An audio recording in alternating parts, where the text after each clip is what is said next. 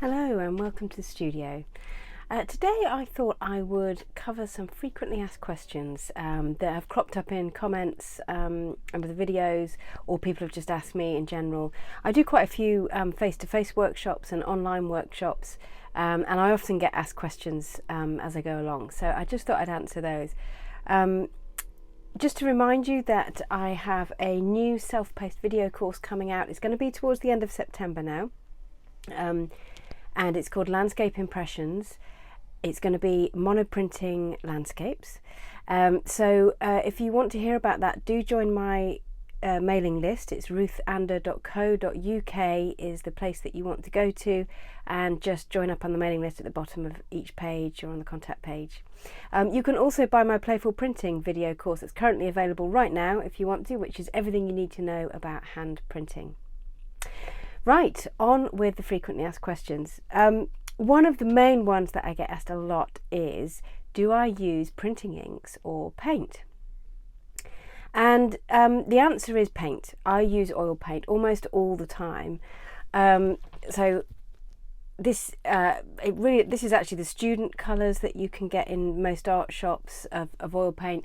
I tend to get whatever is on offer, really. Usually the pigments are fine, even the student colours, for what I want to do, and even sometimes the ones that are a little more oily, shall we say, are fine, because we're going to be, I roll them out really thinly, so it really doesn't matter. The consistency doesn't matter too much. They're going to be rolled out thinly, and in fact, if they will roll out thinner, then all the better. You can use, if you want to print at home, you can use all sorts of different printing inks if you like. So you could use relief printing inks, block printing inks, lino printing inks. I mean, they're all kind of the same sort of thing. You can use oil-based or water-based. You'll find that they all have slightly different colours. So for instance, I tend to almost always have cadmium red, a Prussian blue, a lemon yellow, and a titanium white on the go, and sometimes a French ultramarine. And you'll find that some other paint companies will have things like cyan and magenta and things like that. It just means that you'll be able to mix a different range of colours, basically. So yeah, the only ones that I would never use are plain acrylics and gouache. The reason being is that they dry too quickly to print with, so you tend to roll them out really thinly, they dry on your plate, and then you can't do anything with them and they're stuck on everything. So those are the only things I wouldn't use. So one of the other questions I get asked a lot is the paper that I use archival? Well, yes, it is always archival. You don't have to use archival paper when you're printing at home, especially if you're experimenting and playing, then you don't have to at all. But I use two different types of paper. You've probably seen me printing on top of dry point etchings. Now if you have, that means I'm actually printing onto etching paper, because I print the dry point onto a piece of etching paper, so that's quite thick stuff. It's a bit harder to monoprint onto. I use Somerset satin, which is one of the best ones to print on, basically, and I really like it. I go for satin, so it's nice and smooth surface. Somerset velvet I find is just a bit too difficult to then monoprint on afterwards. It's got quite a texture to it. That is, of course, archival. And then the other paper that I use a lot of is tissue paper. So something like this, which again you might have seen me working on over the last few weeks, is actually on tissue paper. So this is really thin. It is archival tissue paper. I get it from a place called Preservation Equipment Limited, which is a UK-based online shop, and this is the roll I get of it. So the reason I do it is because they sell all these archival papers. You can get big rolls, see how big that is, of tissue paper, and I think they also do Japanese paper as well. And it's great. I mean, in terms of cheapness, it's, because I get through quite a lot of it, it's brilliant. And it's just also great because I know it's going to be archival. I mean, really, that type of paper is used for, or should be used for, wrapping up museum objects. so I know it's going to be good. So that is the paper that I use. It is archival, but like I say, if you want to just have a play and an experiment, then you can just use tissue paper from the stationery shop, you know, from the post office. You can just you can use cartridge paper to print on as proofs. You know, it's no problem.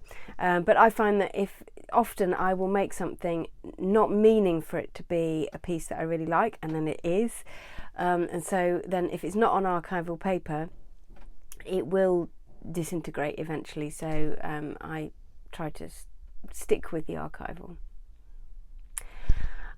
So some people have asked me about registration marks and whether I register up my prints, and the answer is that I don't.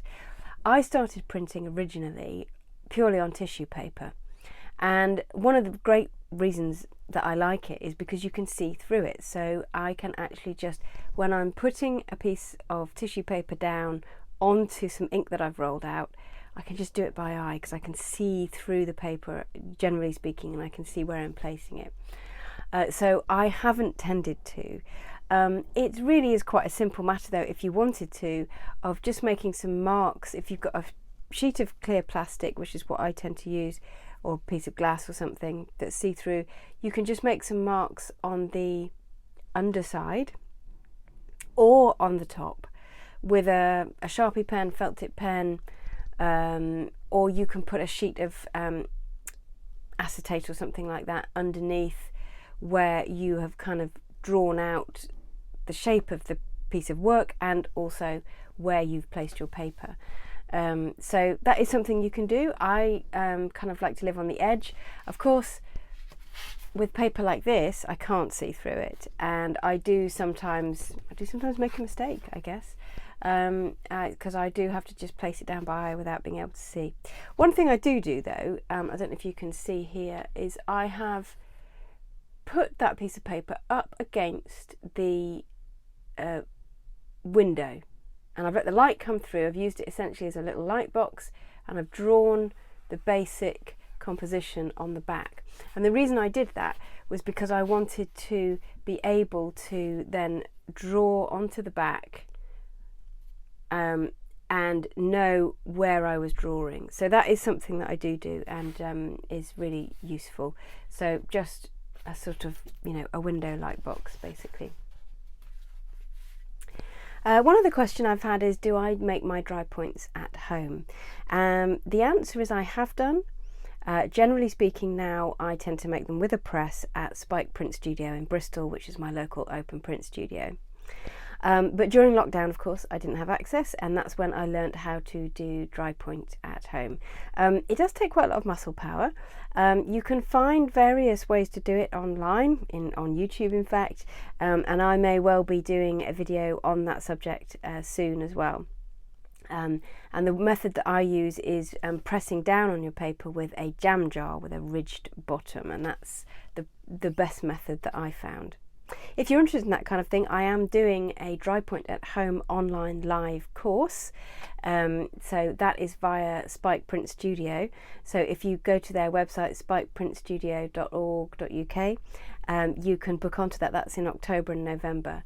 And I'll be showing you how I do it, and also showing how to do chine-collé, which is collaging into your dry points as well. So if you're interested, do go along to spikeprintstudio.org.uk to have a look. So yeah, perfectly possible. And if you don't have access to a press, then it just takes a little bit more muscle power. That's all. So I'm going to leave it there. If you're interested in any of my courses, then go along to my website, ruthander.co.uk, sign up to the mailing list. That's the best way to hear about them. And I'll see you soon.